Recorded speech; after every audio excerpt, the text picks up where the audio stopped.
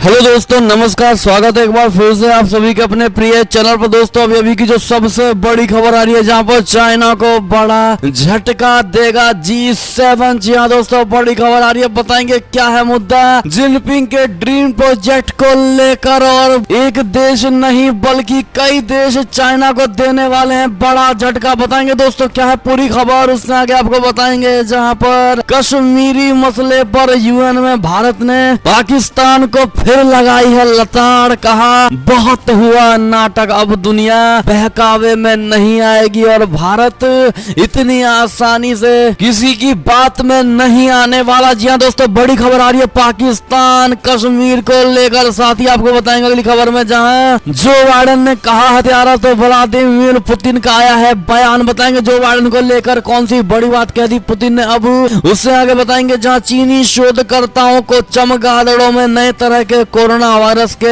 नमूने मिले हैं। जी हाँ दोस्तों, रिपोर्ट में बड़ा दावा किया गया है। बड़ी खबर बताएंगे पूरी बात क्या है दोस्तों, उससे आगे आपको बताएंगे। जहां पर कुवैत में अब इंडियन वर्कर्स यानी कि भारतीय कामगारों को मिलेगा कानूनी संरक्षण। दोनों देशों के बीच सहमति पत्र पर हुआ है हस्ताक्षर। बताएंगे और कौन कौन सी चीजों को लेकर हस्ताक्षर किया गया है दोस्तों, उससे आगे आपको बताएंगे। जहां पर नेपाल के PM KP शर्मा ओली को जान से मारने की धमकी मिली है दोस्तों। आपको बताएंगे कि इसके बाद किस पर ये बड़ा आरोप लगाया गया है दोस्तों, कौन दे सकता है ये धमकी, उसकी भी जानकारी देंगे आपको। साथ ही अगली खबर में बताएंगे, जहां पर दिल्ली से और मजबूत होकर लौटे हैं CM योगी आदित्यनाथ। जी हाँ दोस्तों, बताएंगे किस प्रकार। साथ ही बताएंगे जहां पर इन राज्यों में समय से पहले मानसून की बड़ी दस्तक होने वाली है, झमाझम बारिश होगी, बरसात। जी हाँ दोस्तों, बताएंगे वो कौन कौन से राज्य हैं। साथ ही आपको बताएंगे, जहां मोदी जी के कैबिनेट में अब शामिल होना चाहती है ये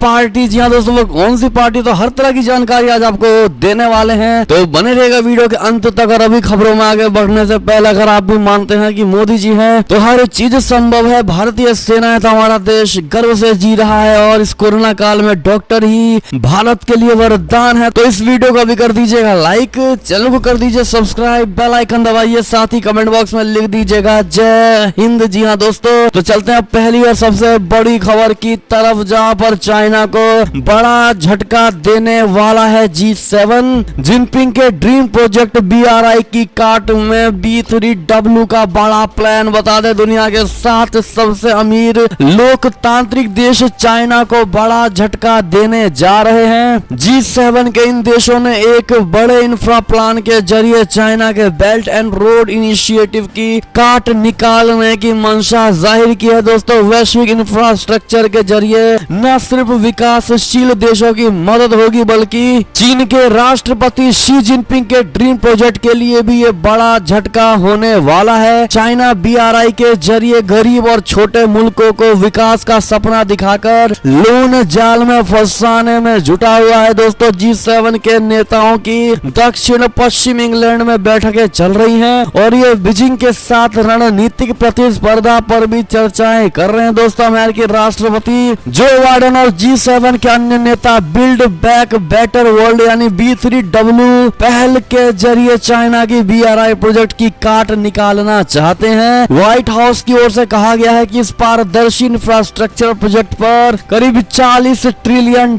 की लागत आएगी। जी हाँ दोस्तों, आपको बता दें कि जो बाइडेन प्रशासन के एक वरिष्ठ अधिकारी ने कहा है कि ये केवल चाइना का मुकाबला है, उसे रोकने के लिए नहीं है, बल्कि अभी तक हमने इसे सकारात्मक विकल्प नहीं दिए हैं जो हमारे मूल्य और कारोबार करने के मानकों को प्रदर्शित करते हैं। जी हाँ दोस्तों, लेकिन सिर्फ चाइना के लिए नहीं है, इस बात से साफ जाहिर होता है कि कहीं ना कहीं ये चाइना के लिए भी होने वाला है दोस्तों। अगर आप भी मानते हैं कि ये इशारा चाइना के लिए ही था तो आप भी कमेंट में ये बात जरूर दीजिएगा दोस्तों। और इस प्रोजेक्ट से बड़ा झटका लगने वाला है चाइना को। आपको क्या लगता है दोस्तों, कमेंट में राय अवश्य दीजिएगा। बढ़ते अगली खबर की तरफ, जहां कश्मीरी मसले पर UN में भारत ने पाकिस्तान को फिर लगाई लताड़, कहा बहुत हुआ नाटक, अब दुनिया बहकावे में नहीं आएगी। जी हाँ दोस्तों, पड़ोसी देश पाकिस्तान के साथ संबंधों को लेकर संयुक्त राष्ट्र में भारत ने अपनी मंशा साफ जाहिर कर दी है दोस्तों। संयुक्त राष्ट्र में शुक्रवार को एक बार फिर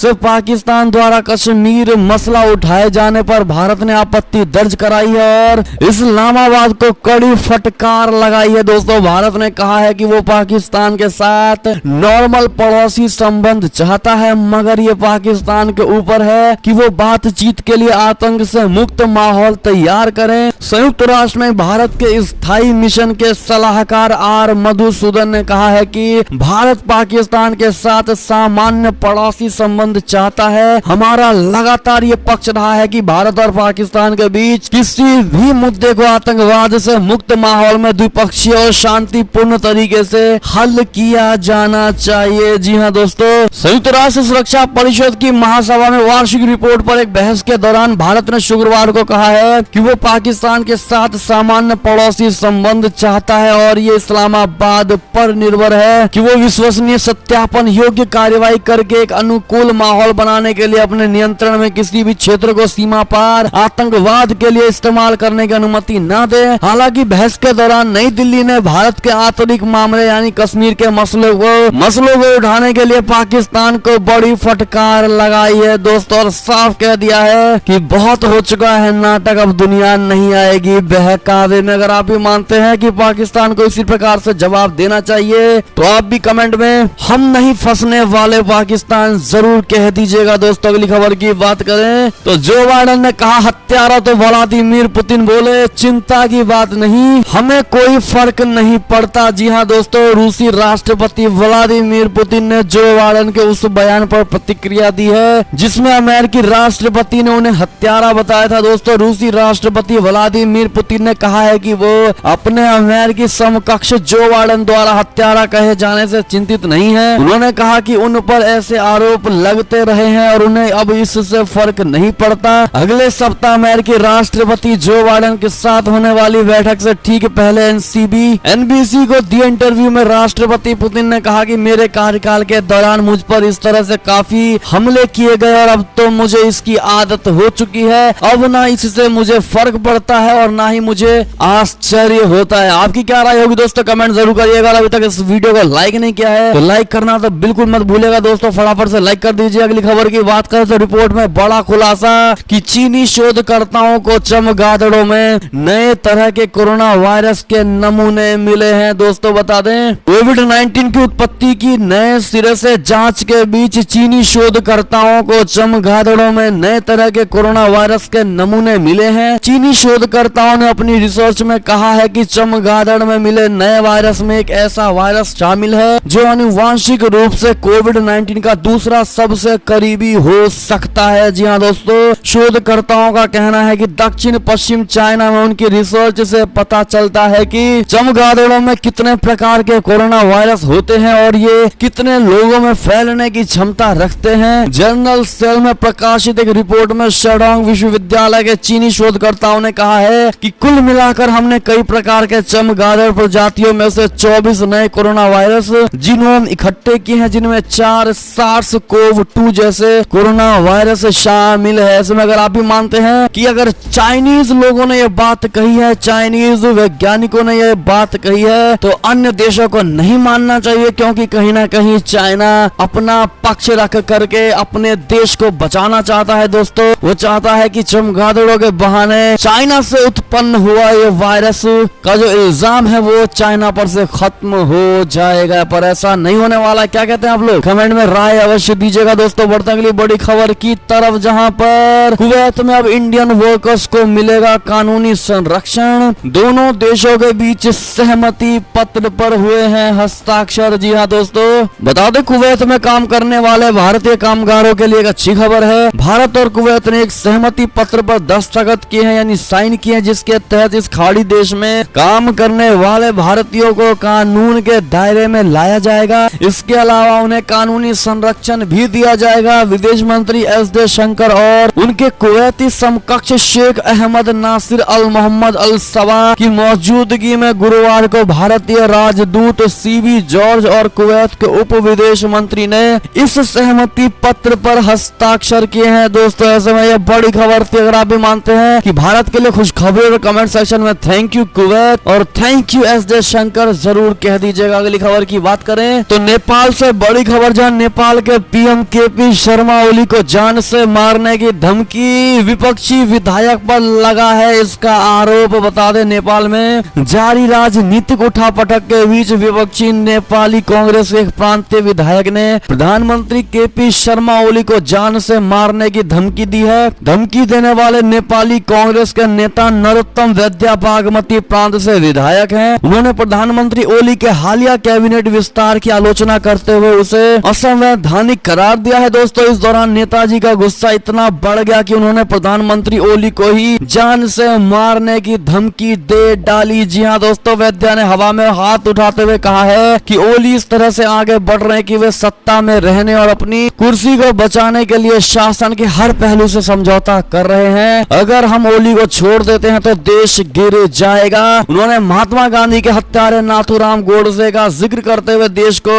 बचाने की अपील की है। उन्होंने कहा कि अगर कोई तैयार नहीं हुआ तो इससे मैं ही करूंगा। ऐसे में आप देख पा रहे होंगे दोस्तों कि विधायक ने कितना बड़ा और हिंसा से भरा हुआ बयान दिया है दोस्तों, वो भी अपने ही देश के प्रधानमंत्री को लेकर। ऐसे में अगर आप भी मानते हैं कि ये बिल्कुल ठीक नहीं इंसानियत के पॉइंट ऑफ व्यू से, तो आप भी कमेंट सेक्शन में बात जरूर लिखिएगा दोस्तों। नेपाली पीएम को लेकर आपकी क्या राय है कमेंट में जरूर बताइएगा। अगली खबर की बात करें तो चीन के इंटरनेट निगरानी करता प्रशासन ने 129 मोबाइल एप्लीकेशन को जारी किया नोटिस। बता दें, चीन के इंटरनेट निगरानी करता प्रशासन ने उपभोक्ताओं की व्यक्तिगत जानकारी अवैध रूप से एकत्रित करने या उपयोग करने को लेकर कई समाचार एप्लीकेशन सहित 129 स्मार्टफोन एप्लीकेशन के ऑपरेटरों को नोटिस जारी किया है। खबर की बात करें तो भारत से मात खाए पाकिस्तान के लिए रूस ने उठा लिया है ये बड़ा कदम। बता दें, रूस ने 2 साल बाद पाकिस्तान से चावल के आयात पर से प्रतिबंध हटा लिया है। दोस्तों, रूस ने एक ऐसा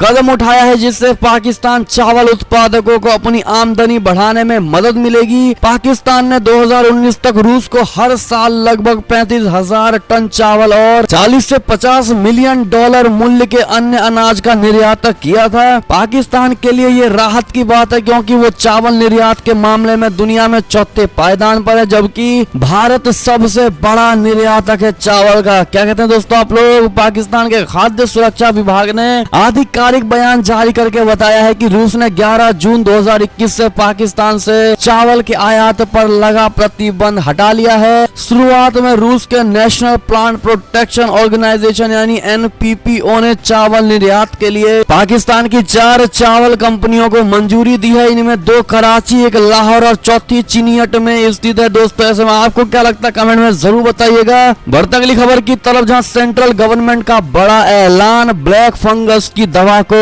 कर दिया है टैक्स फ्री और कोरोना वैक्सीन पर भी कह दी है ये बड़ी बात। बता दें, वित्त मंत्री निर्मला सीतारमन की अध्यक्षता वाली GST काउंसिल ने ब्लैक फंगस की दवा को टैक्स फ्री करने को मंजूरी दे दी है दोस्तों, जबकि कोरोना से जुड़ी कई अन्य चीजों पर टैक्स की दर को 12% से घटाकर 5% कर दिया है। जी हाँ दोस्तों, GST काउंसिल ने medical grade oxygen, BPAP machine, oxygen concentrator, ventilator, pulse oximeter, Covid testing kit और स्पेसिफाइड इन्फ्लेमेटरी डायग्नोस्टिक किट और रेमडेसिविर पर टैक्स की दर 12% से घटाकर 5% कर दिया, जबकि टोसिलीजुमाब इस तरह की दवाओं पर से पूरी तरह से टैक्स को माफ कर दिया गया है दोस्तों। हालांकि GST काउंसिल ने कोरोना वैक्सीन पर 5% GST को बरकरार ही रखा है। क्या लगता है दोस्तों आपको कमेंट में राय अवश्य दीजिएगा। अगर आप भी मानते हैं कोरोना वैक्सीन पर से भी टैक्स हटा देना चाहिए क्योंकि मेडिकल से जुड़ी चीजें हैं और ऐसे में गरीब लोगों के लिए थोड़ी राहत हो जाएगी, तो आप भी कमेंट में इस बात को जरूर रखिएगा दोस्तों। आपकी बात मोदी सरकार तक पहुंचाई जाएगी। अगली खबर की बात करें तो मुसलमानों को लेकर चीन की पोल खोलने वाली भारतीय मूल की पत्रकार को मिला पुलित्जर पुरस्कार। बता दें, अशांत शिनजियांग प्रांत में लाखों मुसलमानों को हिरासत में रखने के लक्ष्य से चाइना द्वारा गोपनीय तरीके से बनाए गए जेल और अन्य भवनों के बारे में जानकारी सार्वजनिक करने वाली खबरें लिखने वाली भारतीय मूल की पत्रकार मेघा राजगोपालन और 2 अन्य पत्रकारों को इनोवेटिव इन्वेस्टिगेटिव पत्रकारिता के लिए पुलित्जर पुरस्कार दिया गया। आप भी कमेंट सेक्शन में मेघा राजगोपालन को थैंक यू जरूर कह दीजिएगा दोस्तों। अगली खबर की बात करें तो अमेरिका में कोवैक्सीन का क्लिनिकल ट्रायल करेगा भारत बायोटेक। इमरजेंसी इस्तेमाल के लिए नहीं मिली थी मंजूरी। बता दें, भारत की वैक्सीन निर्माता कंपनी भारत बायोटेक अमेरिका में अपने कोरोना टीके के कोवैक्सीन का एक क्लिनिकल ट्रायल करेगा।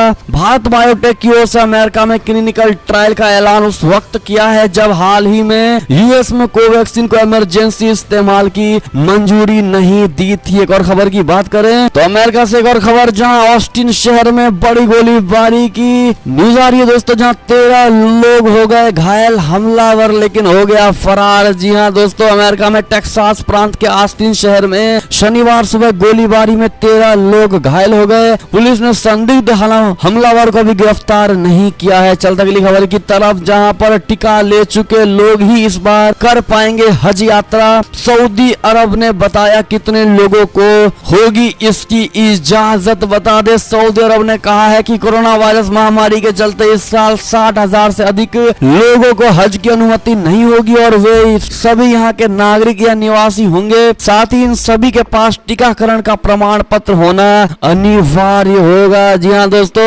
अगली खबर की बात करें तो जेल में ही बीतेंगे भगौड़े मेहुल चौकसी के दिन। डोमिनिका हाई कोर्ट ने जमानत देने से कर दिया है इनकार। बता दे, भगौड़े कारोबारी और पंजाब नेशनल बैंक घोटाले के मास्टरमाइंड मेहुल चौकसी को डोमिनिका हाई कोर्ट से राहत नहीं मिली है। कोर्ट ने शुक्रवार को सुनवाई के बाद चौकसी को जमानत देने से इनकार कर दिया है। दोस्तों, जज वायनाटे एड्रियन रॉबर्ट्स ने चौकसी को फ्लाइट रिस्क वाला व्यक्ति करार देते हुए कहा है कि फिलहाल जमानत मंजूर नहीं की जा सकती। फ्लाइट रिस्क का मतलब दोस्तों ये होता है कि ऐसे व्यक्ति जिसके देश छोड़ने की संभावना हो। इससे पहले मजिस्ट्रेट ने भी चौकसी की जमानत याचिका खारिज कर दी थी। बढ़ते अगली खबर की तरफ, जहां पर दिल्ली से और मजबूत होकर लौटे सीएम योगी आदित्यनाथ।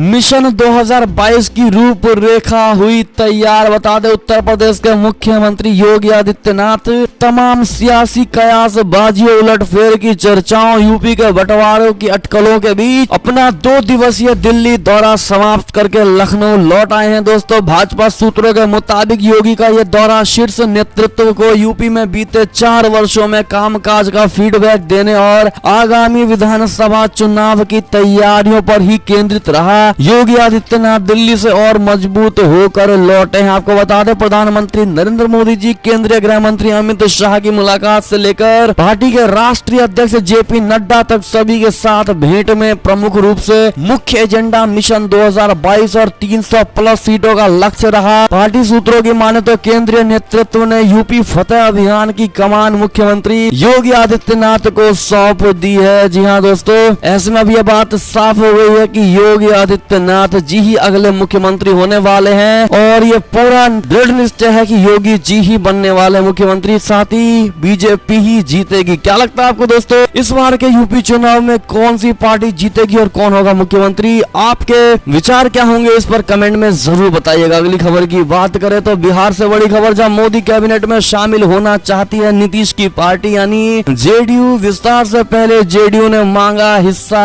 संसद के मानसून सत्र के पहले केंद्रीय मंत्रिमंडल के विस्तार की आहट सुनाई देने लगी है। प्रधानमंत्री नरेंद्र मोदी जी अपने मंत्रियों के कामकाज की समीक्षा कर रहे हैं। इस बीच बिहार के राजनीतिक गलियारे से एक बड़ी खबर आ रही है, जहां शनिवार को जेडीयू के राष्ट्रीय अध्यक्ष आरसीपी सिंह ने शनिवार को कहा है कि केंद्रीय मंत्रिमंडल में जेडीयू को भी हिस्सेदारी मिलनी चाहिए। मीडिया के साथ संक्षिप्त बातचीत में आरसीपी ने कहा है कि एनडीए में शामिल सभी दलों को सम्मान मिलना चाहिए। क्या लगता है दोस्तों, आपको कमेंट में राय अवश्य दीजिएगा। अगली खबर की बात करें तो इन राज्यों में समय से पहले मानसून की दस्तक।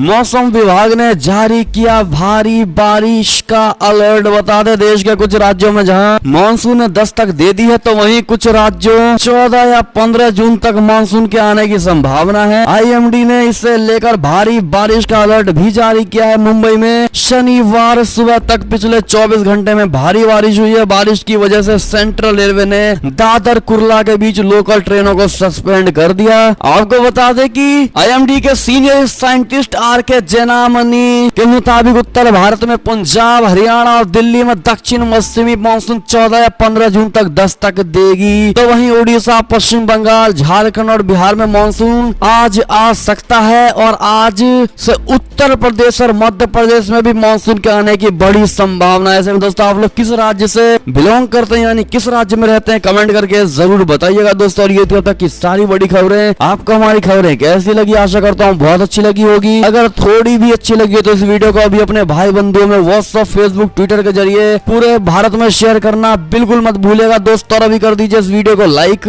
चैनल को कर दीजिए सब्सक्राइब, बेल आइकन दबाइए, साथ ही कमेंट बॉक्स में लिख दीजिएगा जय हिंद जय भारत। तो मिलते हैं आपसे अगली बड़ी खबर में, तब तक अपना ख्याल रखिएगा। बहुत बहुत धन्यवाद।